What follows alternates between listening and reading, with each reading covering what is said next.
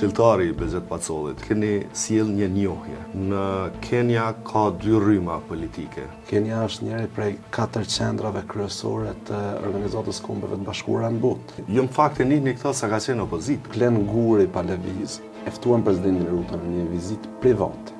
Si u duk Kosova kur erdhi për herë të parë? Serbia ka qenë shumë aktive në Kenya. Stërthorëzi kishte ndikim. Për shkak zhvillime të mbrëmshme.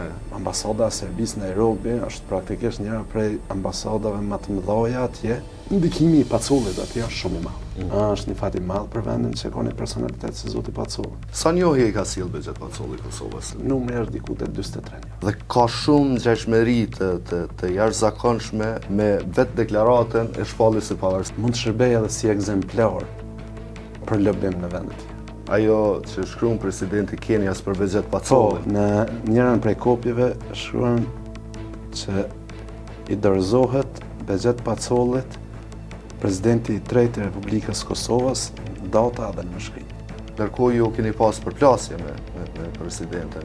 Angazhimi në këtë drejtim për zotin Pacolli nuk më kupton në i përfitim të asnjë lloj natyre. Fuqishme Serbia në këtë drejtim apo i natet tona? Kishte edhe mungesë të përshëndetjes së kësaj njohje nga sa janë afër këto njohje. 3 prej cilave janë shumë afër. Në 2018 kam refuzuar postin e ministrit. I kemi ndruar pozicionin e Amerikës. Është e frekshme. Ndosh quhet dikën Hajvan, ndosh është absolutisht i parandësishëm. Atje diskursi nuk duhet më ndryshoj.